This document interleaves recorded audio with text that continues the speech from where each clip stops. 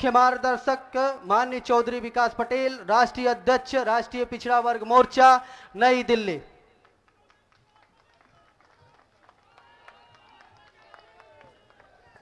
धन्यवाद संचालक जी।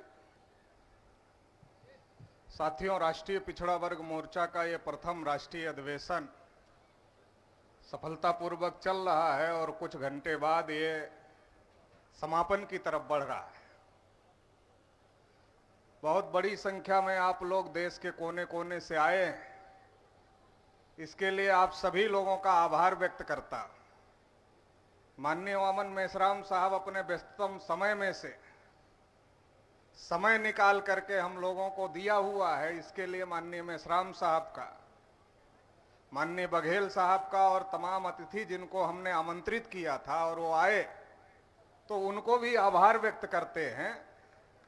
और अभी आप लोग जितनी बड़ी संख्या में आए हैं, उससे इस बात का अंदाजा लग गया है कि अभी पिछड़े जग रहे हैं।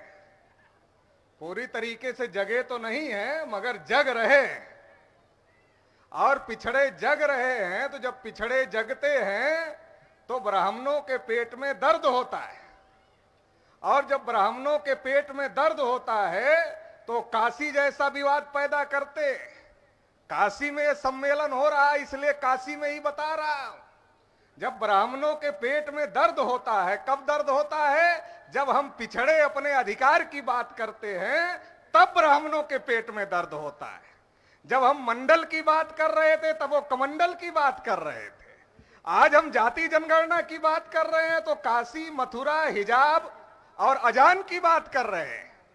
तो हमें समझने की जरूरत है। आप लोग बहुत बड़ी संख्या में आए हैं, तो आप समझ गए होंगे, और आपको गांव-गांव समझाने की जरूरत है। बहुत बड़ा अधिवेशन आप लोगों ने सफल किया है, लेकिन ये तो अभी पहला अधिवेशन है। जैसा मेश्राम साहब ने कहा, अभी आगे तो लड़ाई बहुत बाकी है। तो इसलिए उस लड़ाई की तैयारी यहां से जाने के बाद शुरू करना है। और ब्राह्मण जो हमारे लोगों को लड़ाने का काम कर रहे हैं, आपस में लड़ाई नहीं करना है। लड़ाई करना है तो एक ही बात के लिए लड़ना है। वो कौन सी बात है? हमारी गिनती करो, ये पहली बात है। और दूसरी कौन सी बात है? जितनी हमारी आबादी है, संख्या के अनुपात में सभी क्षेत्र में हमको हिस्सा दो, ये दूसरी बात है लड़ाई की। तो ये दूसरी बात करना है लड़ाई की। और तीसरी बात लड़ाई की ये करना है, शेड्यूल कास्ट पर अन्याय अत्याचार होता है तो शेड्यूल कास्ट के लिए एट्रोसिटी प्रिवेंशन एक्ट है। शेड्यूल ट्राइब पर अन्याय अत्याचार होता है तो शेड्यूल ट्राइब के लिए एट्रोसिटी प्रिवेंशन एक्ट है। बलिया नजदीक में ही है बनारस से।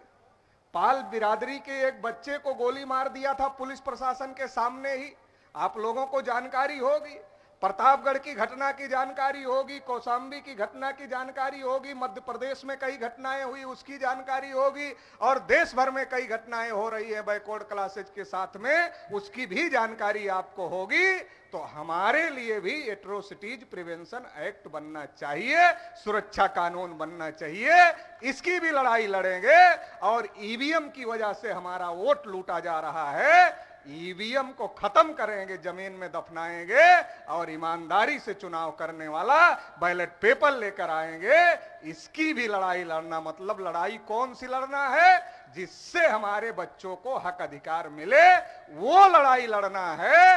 लड़ाई वो नहीं लड़ना है जिससे पंडित लोग खा खा के 2-2 कुंटल के हो जाएं, वो लड़ाई नहीं लड़ना है। लड़ाई वो लड़ना है जिससे हमारे बच्चों को हक अधिकार मिले। ये बात भी हमें समझना है, और ये बात भी हमको गांव-गांव जाकर समझाना है।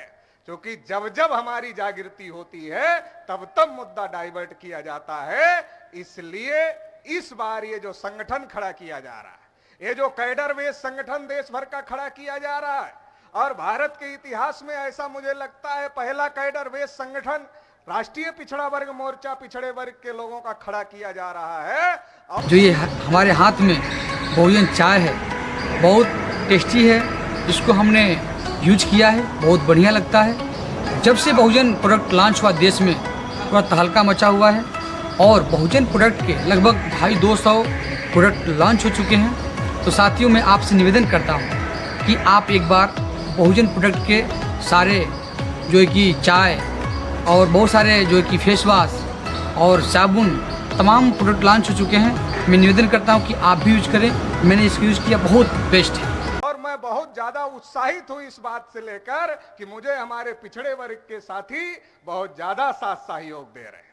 हमारे शेड्यूल कास्ट के साथी तो सहयोग दे ही रहे हैं, क्योंकि वो पहले से जागृत है। वो हमको कहते रहते हैं कि पटेल जी आप ओबीसी को जागृत करिए, हम आपके साथ हैं।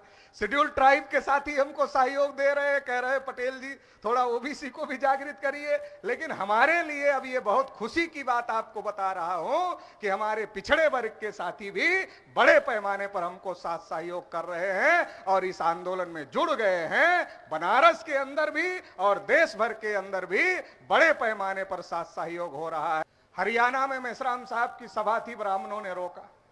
कानपुर में मेश्राम साहब की सभा थी, ब्राह्मणों ने रोका।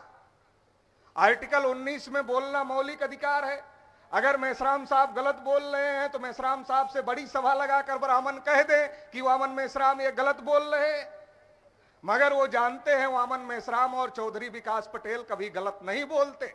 उनको पता है और उनको ये भी पता है कि इन लोगों की बातों का कोई जवाब नहीं है। अगर जवाब देने के चक्कर में फंसेंगे तो और ज्यादा फंस जाएंगे, नंगे हो जाएंगे। इसलिए वो जवाब तो है नहीं उनके पास, तो वैचारिक रूप से उनको हरा दिया हम लोगों ने, परास्त कर दिया है वैचारिक रूप से।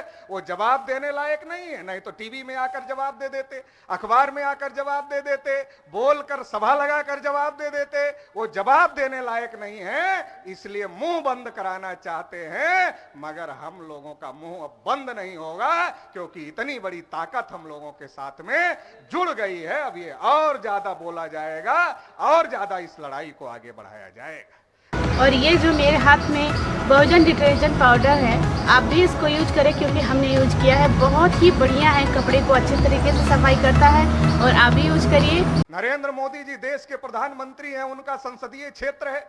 यहाँ जो बोलूंगा पीएमओ को खबर जरूर जाएगी, क्योंकि कल मुझे पत्रकार प्रेस वार्ता में कह रहे थे कि यहाँ की एक एक चीज पीएमओ को जाती है। तो ये जाना चाहिए। और मैं आपको कह रहा हूं कि देश में नरेंद्र मोदी जी कहते हैं हम ओबीसी हैं। नरेंद्र मोदी जी को शर्म आनी चाहिए अपने को ओबीसी कहने में। देश में एक ऐसा व्यक्ति प्रधानमंत्री है जो अपने को ओबीसी कहता है और सुप्रीम कोर्ट में हलफनामा देता है कि ओबीसी की गिनती नहीं करे।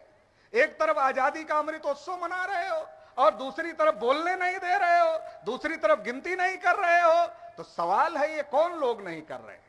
अगर नरेंद्र मोदी की जाति ओबीसी में आ ही गई तो ओबीसी तो हो गए नरेंद्र मोदी।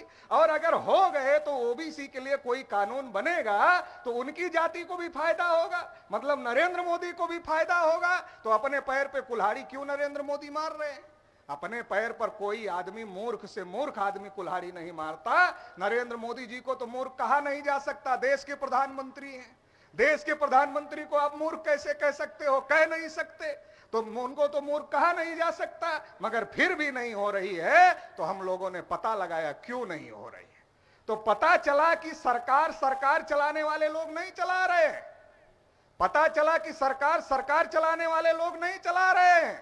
फिर कौन चला रहा है? तो ये बात पता चली कि जो सरकार चलाने वाले लोग हैं वो नागपुर के हेडक्वार्टर पर बैठते हैं, फैसले वहां से होते हैं और सरकार दिल्ली में चलती है। जब यह बात पता चल गई कि फैसले नागपुर के हेडक्वार्टर से होते हैं और सरकार दिल्ली से चलती है, तो दिल्ली घेरने से अच्छा है नागपुर का हेडक्वार्टर घेरा जाए।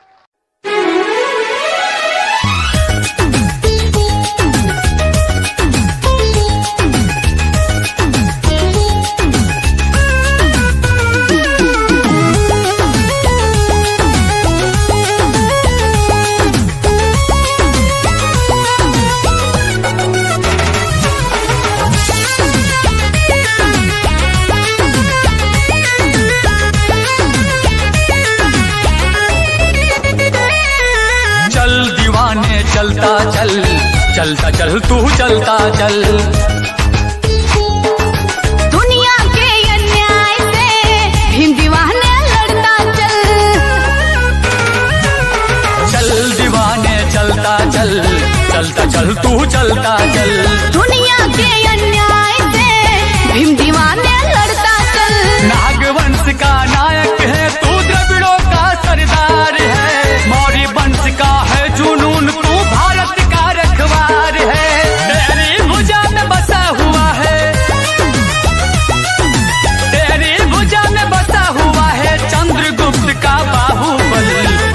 दीवाने चलता चल, चलता चल तू चलता चल, चल दीवाने चलता चल, चलता चल तू चलता चल।